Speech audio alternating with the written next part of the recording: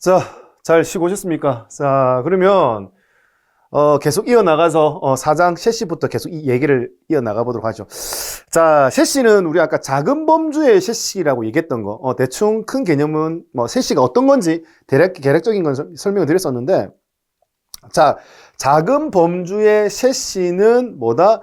동력 전달 장치라고 해서 엔진에서 만들어진 동력이 바퀴까지 어떻게 전달되는지 그 과정에 대한 이야기를 할 거고, 그 다음에 스프링과 관련된 거, 자동차가 주행하면서 노면에 충격 받는 거 어떻게 운전자가 받지 않게끔 해주는 스프링과 관련된 거를 우리 현가 장치라고 이야기를 할 거고요. 내가 원하는 방향으로 어떻게 차량을 움직이기 위한 장치를 뭐라고 한다? 조향 장치라고 이야기를 할 겁니다. 그죠? 그 다음에 이제, 브레이크를 밟아가지고 차량의 속도를 줄일 수 있는 장치를 뭐라고 한다? 제동장치라고 한다. 자, 이 방금 얘기했던 이 장치들을 어디서, 우리가 임의로 나는 작은 범주의 셰시에서 이야기를 할 거다라는 겁니다. 자, 그러면 이제, 자, 동력 전달이 어떻게 되는지 그 과정에 대해서 일단 먼저 아셔야 된다라는 거예요. 그래서 지금 요, 형상을 보시면, 자, 이게 어떤 내용이냐. 자, 지금 앞쪽에 엔진이 있어요. 일단 자동차 앞쪽에 엔진이 있고요. 앞쪽에 엔진이 있고, 그 다음에 어떻게 한다? 지금 이거를 플래시를 구동시켜 보면 알겠지만 일단은 작동시켜 볼게요. 자, 이렇게 하면 지금 앞쪽에 엔진이 있어서 동력은 앞에서 만들고요. 바퀴가 어느 바퀴가? 뒷바퀴가 구르는 형식이다라고 보시면 되겠습니다. 그래서 앞쪽에 엔진이 있고 뒷바퀴가 구르기 때문에 우리 이 방식을 뭐라고 하느냐? 프론트 엔진이죠. 앞쪽에 엔진이 있고 리얼 휠 드라이브 혹은 리얼 드라이브, 뒷바퀴가 구르는 방식이라고 하기 때문에 이걸 줄여서 우리 FR 방식이라고 이야기를 할 거예요. 그래서 이 FR 방식 기준으로 엔진에서 만들어진 동력이 어떻게 바퀴까지 전달되는지 이야기하시면 된다라는 거예요, 먼저. 그래서 지금 엔진에서 만들어진 동력이 뭘 거친다? 변속기라는 녀석을 거치는데, 실제 변속기 거치기 전에 우리가 변속하기 위해서 발로 밟는 페달 있잖아요. 그래서 그 페달을 우리 클러치 페달이라고 얘기하잖아요. 그래서 엔진에서 만들어진 동력이 클러치를 거치게 되고, 그 다음 뭐야? 변속기를 거치게 된다. 변속기에서 내가 원하는 변속의 단, 기어로 바꾸어서 저단에서 토크, 회전력을 세게 가져갈 거냐, 아니면 고속에서 어떻게 회전수를 많이 가져갈 거냐 결정할 수 있다는 거예요.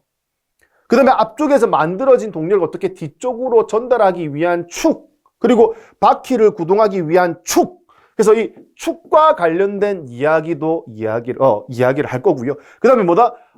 여기 보시면 하나의 회전을 두 개의 회전으로 바꾸기 위한 장치가 있거든요. 이걸 우리 차동 기어 장치 혹은 종감속 장치 및 자동 기어 장치라고 이야기하는 부분도 배울 거라는 거예요.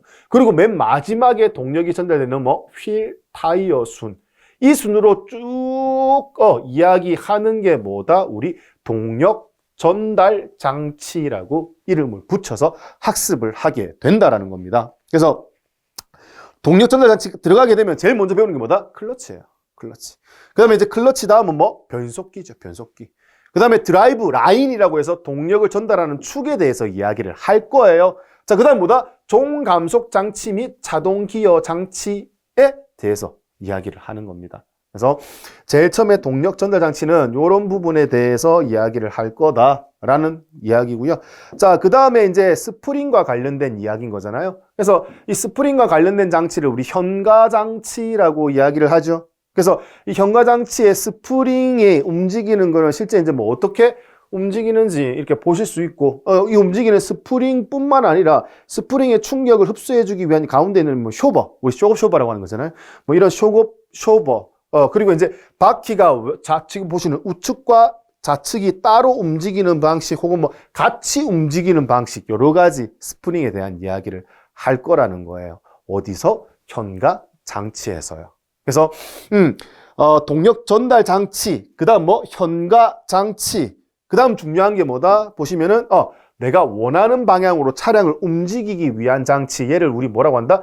조향장치라고 이야기를 할 것이다. 조향장치도 마찬가지인 겁니다. 자, 어떤 식으로 바퀴가 움직이는지, 내가 핸들을 돌렸을 때 바퀴가 어떤 식으로 손해될 수 있는지에 대해서 배운다라는 거예요. 근데 지금 우리 핸들 돌려서 바퀴가 돌아요 라고 얘기할 수 없으니 동력이 전달되는 과정에 어떤 부품을 거치게 된다라는 부분까지 이야기를 하겠죠. 어디서? 조향장치에서요. 자, 조향장치에서 마무리가 되게 되면 이제 실제 자동차의 속도를 줄이기 위한 어떤 시스템? 제동장치까지 이야기를 하게 되는 겁니다. 브레이크 시스템이죠. 그래서 이 제동장치는 지금 보시는 것처럼 어떤 형식의 이쪽에 작동시키는 게 얘가 이제 우리 디스크 브레이크라고 이야기를 하죠. 주로 앞바퀴는 무조건 디스크 브레이크라고 보시면 되겠습니다. 자, 그 다음에 이렇게 뒤에 드럼식으로 생겨가지고 돌아가는 형식도 있죠. 그래서 이런 브레이크를 우리 뭐라고 한다? 이런 드럼 브레이크라고 이야기를 하는 겁니다. 그래서 디스크 브레이크와 드럼 브레이크가 있다. 그리고 얘 둘의 장단점은 뭐다. 그 다음에 여기에 전자제어 시스템이 들어가가지고 브레이크를 훨씬 더 안정적으로 제어하는 시스템에 대한 이야기도 한다. 이런 거예요. 그래서 이런 얘기를 우리 어디서 할 거다? 제동 장치에서 이야기를 할 거다라는 겁니다. 그럼 이게 전부예요. 그래서 아까 얘기했던 것처럼 엔진에서 만들어진 동력이 바퀴까지 전달될 때 어떤 과정을 거치게 되느냐가 동력 전달 장치에서 배우게 될 것이고, 그 다음에 이제 스프링과 관련된 거 배우는 부분이 뭐다? 현가 장치다. 조향 핸들과 관련된 걸 조향 장치. 그 다음에 브레이크와 관련된 것을 우리 제동 장치. 이게 작은 범주의 셰시에서 배우게 될 내용들이다라는 겁니다. 그래서 이제 4장까지가 마무리가 되었고, 이제 맨 마지막에 남은 게 뭐다? 자동차 규칙이죠. 자동차 규칙과 관련돼서는 이런 거예요. 자, 우리 길이를 전장이라 한다, 너비를 전폭, 높이, 전고, 이런 용어들에 대해서 어떻게 자동차 제작할 때 제한을 둔다라는 거예요. 자, 길이 왜 제한을 두겠어요? 자동차 너무 길면은 어떻게 한다? 선회한다든지 유턴할 때 힘들 수 있다라는 거예요. 그래서 길이의 제한도 두고요. 자동차의 폭 중요하죠. 왜? 차선을 설계할 때 폭이 중요하니까. 그래서 차석의 한계 또 주차 라인 있잖아요. 주차 라인 폭도 중요하죠. 그래서 이런 너비, 폭은 얼마 이하여야 된다. 이런 약속들이에요, 약속들. 그리고 이제 터널을 만든다, 굴다리를 만든다 이럴 땐 자동차 높이도 중요하겠죠. 그래서 이제 높이에 대한 제한, 얼마만큼 두는지 이런 거에 대해서 이제 규칙이 뭔지 배운다라는 거예요. 5장에서요. 그리고 이제 최저지상고라고 해서 접지 부분을 제외하고 자동차 나머지 부분이 얼마만큼 이상 떠 있어야 된다. 이런 이야기. 그리고 이제 자동차의 총 중량, 무게 중요하겠죠. 왜? 무거운 차량, 엄청나게 무거운 차량들이 지나가면 도로 아스팔트 다 깨지지 않겠습니까? 그래서 그런 제한들도 둘 수 있다라는 거예요. 이런 거에 대해서 배우는 게 뭐다? 5장에서 배우는 자동차 규칙과 관련된 이야기인 겁니다. 자, 그러면 우리가 정리했던 거 다시 한번 큰 그림 그리면서 한번 다시 정리를 해보도록 하죠. 자, 자동차 구조 원리는요. 자동차 구조 원리는 뭐다? 자동차 일반 엔진, 전기, 셰시, 그리고 자동차 규칙 이렇게 5가지로 나눌 수가 있다라고 했던 거. 그죠? 요거는 반드시 머릿속에 들어가 있어야 할 부분인 거고요. 자, 그 다음에 요거를 조금 더 세분화해서 보면은 이제 이렇게 되는 거죠. 자, 자동차 일반에서는 우리 뭘 배운다? 처음에 자동차 정의, 그 다음 자동차 분류 나누는 거, 그 다음 기본 구조와 재원에서는 뭘 배우게 된다? 요거예요. 자, 그 다음에 이제 엔진에서는 엔진의 개요, 그 다음에 엔진의 중요한 부위, 주요부, 자, 그 다음 냉각장치, 윤활장치, 휘발유, 그 다음에 휘발유에서 나오는 배출가스 줄을 어떻게 줄여야 되는지도 중요하겠죠. 그래서 배기가스 정화장치, 그럼 이게 LPG, 그 다음 디젤 엔진, 요런 순서로 배우게 된다라는 거예요. 뭐가? 엔진 구조하게 들어가게 되면은요. 자, 그 다음에 나오는 게 뭐예요, 이제? 전기잖아요. 전기에서 제일 처음에 전기 기초 먼저 배운다고 했죠. 그 다음 배터리, 모터, 기동장치, 시동 걸기 위한. 그리고 불꽃을 줘야지 시동이 걸린다면서 가솔린 엔진, 디젤 엔진. 그죠? 자, 가솔린 엔진, LPG 엔진. 자, 그 다음에 이제 뭐다? 충전 장치잖아요. 시동 걸어가지고 엔진이 돌게 되면은 발전기가 돌아야 된다. 그 발전기와 관련된 게 충전 장치. 그 다음 등하의 및 와이퍼 장치. 기타 편의 장치에 포함이 된다. 편의 장치에서 제일 중요한 게 뭐라고 했어? 난방 장치, 난방 장치가 제일 중요하다라고 이야기를 했죠. 그 다음에 이제 중요한 게 뭐다? 저공해 자동차를 마지막으로. 요거가 친환경 자동차가 굉장히 중요하다라고 얘기했던 부분인 겁니다. 자, 이렇게 전기가 끝나게 되면 이제 뭐 우리 셰시에 대해서 이야기를 한다. 셰시도 기초가 관련된 거 있는데 이건 크게 중요하지 않고 간단하게 넘어갈 수 있어요. 자, 그 다음이 뭐다? 동력 전달 장치라고 얘기했던 부분인 거죠. 자, 동력 전달 장치 한번 클릭해 볼까요? 자, 동력 전달 장치는 동력이 전달되는 순서지 않습니까? 그래서 클러치, 변속기, 드라이브 라인, 축, 그죠? 휠 및 타이어 순으로 진행이 된다 했죠. 자, 그 다음에 경과 장치는 뭐 스프링, 그 다음에 쇼버, 그 다음에 하나로 차축으로 묶여 있는지 따로 움직이는지 종류, 그 다음에 뭐 진동, 그 다음에 여기에 전자 제어 시스템 들어간 것까지. 자, 그럼 경과 장치가 마무리되면 그 다음 뭐다? 핸들과 관련된 거. 핸들을 돌렸을 때 좌우 바퀴 어떻게 움직이는지에 관련된 이야기를 할 거라는 거예요. 그죠? 이게 이제 조향 장치가 여러 가지 내용 나와 있고, 그 다음에 이제 있는 게 뭐다? 브레이크와 관련된 거죠.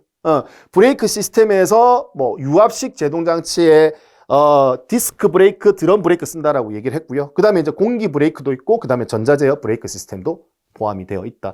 여기까지 하시게 되면 이제 남은 건 뭐밖에 없다? 자동차 규칙밖에 없는 거잖아요. 자동차 규칙은 기출 문제를 보시면 알겠지만 그렇게 비중이 비중이 많은 편이 아니에요. 그래서 기출 문제를 보고 이거 비중이 그렇게 많지는 않고 이것 중에서 비중이 어떤 게 제일 높은지에 대해서는 문제를 풀다 보면 감을 잡으실 수 있다라는 거예요. 그렇게 요 내용을 배우시면서 자동차 구조 원리 배우시면서 다시 와가지고 요 트리를 한 번씩 더 생각할 필요성이 있다라고요. 자, 그러면 이제 요렇게 트리를 정리를 해가지고 올해 지금 촬영하는 기준이죠. 2021년 서울시에서 나왔던 문제 중에 하나를 보는 거예요. 자동 변속기에 사용되는 유성기어에서 캐리어를 고정하고 썬기어를, 무슨 말인지 모르겠죠. 일단 자동 변속기의 얘기고 유성기어 장치의 얘기다, 그죠? 그럼 자동 변속기와 유성기어 장치의 내용을 봤는데, 기출 문제 푼다고 봤는데, 이후에 시험 공부하면서 봤는데 이게 어디 부분인지 모르겠어. 이러면 안 된다고요. 학습이 제대로 됐다라면 자동 변속기이기 때문에 셰시 구조에 포함이 되겠구나. 그죠? 셰시 중에서 동력 전달 장치, 변속기는 동력 전달 장치잖아요. 그리고 동력 전달 장치 안에서 얘는 자동 변속기니까. 자동 변속기 안에를 봐야 된다는 개념인 거죠. 그래서 이런 정리가 잘 되어 있어야지만 우리가 아까 얘기했던 것처럼 여기서 이렇게 여기서 셰시였어. 그리고 동력 전달 장치였지. 거기서 변속기였지. 근데 자동 중에 자동 변속기였지. 자동 변속기에서 여러 가지가 있는데 유성기어 장치 요 얘기구나. 유성기어 장치, 썬기어, 링기어, 캐리어, 증속, 감속 요거 관련된 문제구나 라는 겁니다. 그러면 얘가 뭔데? 얘가 교재의 목차기 때문에 교재 순서 찾아가지고 그때그때 내가 필요한 내용 찾기가 훨씬 더 쉽다라는 거예요. 그 위치 내용 정리하기가요.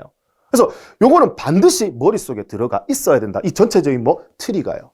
그래서 하나하나 공부할 때마다 가지쳐 나가면서 내용이 점점 확장될 수 있다라는 거예요. 요 내용만 알면은 정리하는 건 크게 어렵지가 않다라는 겁니다. 자, 그러면 나머지 문제 하나만 더 챙겨볼까요? 서울시에서 나왔던 거예요. 자, 요 상태에서 자,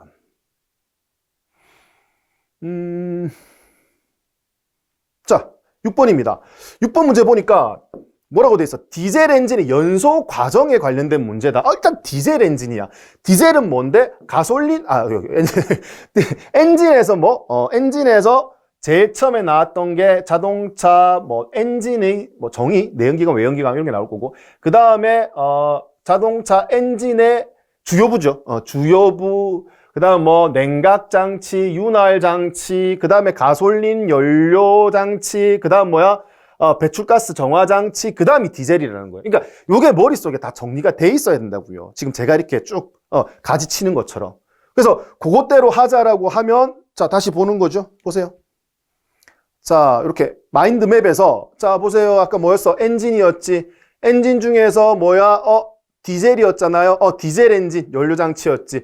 디젤 엔진에서 연소 과정 4단계, 착화 직후. 요거 얘기하는 거구나. 착화 직후라고 정리해놨지만, 이 내용이 내 머릿속에 들어가 있다라는 거지. 그죠? 그래서 착화 지연기간, 화염 전파기간, 직접 연소기간, 후 연소기간. 이렇게 머릿말만 알면은 이게 쭉 줄줄줄 나올 수 있도록 연습을 자주 하시게 되면은 마인드맵만 보고도 전반적인 자동차 구조 원리가 내 머릿속에 다 들어갈 수 있다는 얘기인 겁니다.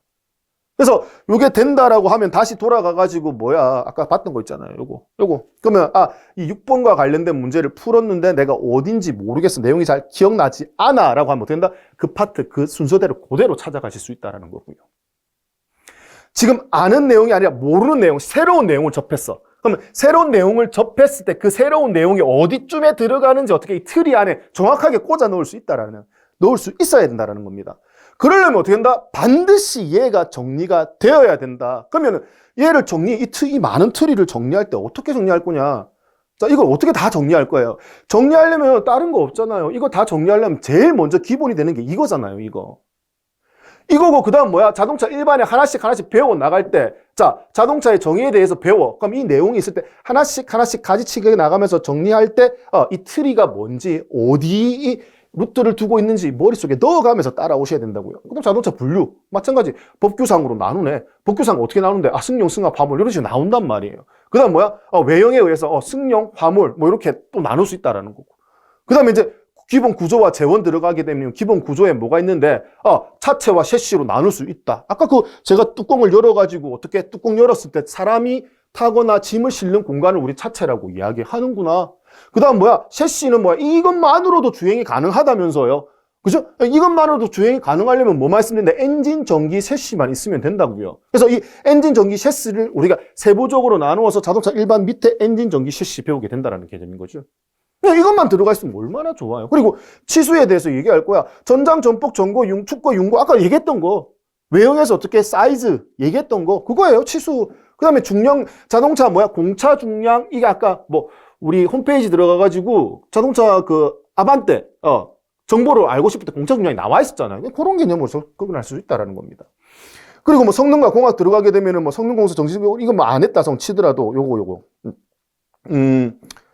그래서 우리 아까 엔진 회전수, 토크, 연료 소비율, 출력, 마력 이런 것들 있잖아요. 이렇게 가지치기 나가면서 요 내용만 전반적으로 머릿속에 다 넣어놓으면은 어떻게 되는데? 자, 요 내용만 전반적으로 넣으면 뭐야? 자동차 일반에 대해서 교재를 보지 않더라도 기본적인 개념은 전부 다 머릿속에 다 들어가 있다는 겁니다. 그리고 이 내용에서 벗어나는 다른 내용의 문제를 봤다. 그럼 어디에 내가 첨삭을 해서 집어넣어야 될지 정확하게 개념이 잡힌다고요. 그래서 이거를 여러 번 반복하다 보면 그럼 자동차 원리 끝나는 거, 자동차 구조 원리 끝나는 겁니다. 그래서 너무 어렵게 생각하실 필요가 없어요. 자, 그러면 다시 자동차 구조 원리는 이제 어떻게 공부하면 된다? 자, 자동차 구조 원리는 자, 학습하실 때 전체적인 그림을 보듯이 관망하라고 했어요. 그럼 그 관망하는 게 뭐다? 요거잖아요, 요거. 자동차는 어떻게 된다? 자동차 일반, 엔진, 전기, 셰시, 자동차 규칙 이렇게 5가지로 나눌 수 있다더라. 그 다음 수업 들어가가지고 디테일하게 하나씩 교재 보면서 넘어갈 때 어떻게 한다? 본인만의 마인드맵을 만들어서 하나 가지쳐서 그때 만들어 나가라고요. 그래야지 내가 교재를 보면서 공부를 할 때 내가 어디쯤 다 하고 있는지 알 수 있잖아. 내가 가는 길이 정확하게 명확하게 나와 있기 때문에 내가 길을 잃어버리지 않는다고요. 그림 보면서 그림 한 곳에 계속 붙어가지고 항만 있네. 나중에 수풀만 있네. 저기 산이 있네. 그것만 보는데 나중에 이게 조합이 안 된다니까. 학은 어디에 있는 건지, 숲은 어디에 있는지, 나무는 어디에 있는지. 그게 안 된다고요. 그래서 어떻게 한다? 전체적인 그림을 먼저 보고 위치를 파악하고 하나씩 디테일하게 들어갔을 때 이 전체적인 개념이 흔들리지 않는다고요. 이때 오래 기억할 수 있다라고. 그게 응용도 가능하다라는 얘기죠. 이렇게 학습을 하시게 되면요. 그래서 자동차 구조고 그렇게 생각하실 필요 없어요. 이렇게 해서 따라오시면 된다라는 겁니다. 그래서 A부터 Z까지 기존에 안다라는 생각 없이 차근차근 하나씩 다 풀어 드릴 겁니다. 자, 그리고 이제 지금 앞선 연도에 미리 공부하신 분들 있잖아요. 학습을 하셔가지고 시험을 치신 분들 있잖아요. 내가 좀 알고 있는 분들 있잖아요. 더 위험해요. 더 공부 많이 하셔야 돼요. 왜? 내가 알고 있다라고 생각하고 있었는데 막상 시험장에 가서 문제를 풀면은 내가 알고 있다라고 했던 문제들 기본적으로 실수를 엄청나게 많이 해왔었고요. 그래서 두 번째, 세 번째 내가 학습하시는 분들도 처음 공부한다라는 생각으로 이 마인드맵 순서에 맞춰가지고 하나씩 디테일하게 놓치지 말고 꼼꼼하게 따라오셔야지만 보다 경력을 활용할 수 있다는, 경험을 활용할 수 있다는 겁니다. 보다 안정적으로 높은 점수를 받을 수 있다는 개념인 겁니다. 자, 초심자는 어떻게 제가 A to Z 하나씩 하나씩 따라오실 수 있게끔 짚어드릴 거고요. 그 다음에 미리 공부를 하신 분들은 어떻게 한다? 싹 다 잊어버리고 어떻게 처음부터 같이 하나씩 하나씩 챙기면서 따라오시면 좋겠다는 겁니다. 그리고 이제 마인드맵 같은 경우는 정리되어 가지고 제가 실제 강의하면서 어떻게 이 마인드맵 프로그램 쓰는 거하고 하나씩 정리하는 거하고 실제 관련된 내용을 어떻게 정리해 나가시면 되는지 본인 스스로의 마인드맵을 만들 수 있게끔 제가 알려드리도록 하겠습니다. 그리고 이제 뭐 학습하면서 중간에 첨부 파일로 제가 만들어 놓은 마인드맵 전부 다 가지고 있는 것들을 어떻게 파일로 공유할 수 있게끔 올려드리도록 하겠다라는 거예요. 이렇게 준비해서 하게 되면은 뭐 자동차 구조 원리 크게 어렵지 않습니다. 충분히 전부 다 좋은 점수 받으실 수 있게 되는 거고요. 자, 그러면 조금 쉬셨다가 다음 시간부터 본격적으로 수업 들어가 보도록 하겠습니다. 자, 고생 많으셨고 좀 쉬었다 오십시오. 수고하셨습니다.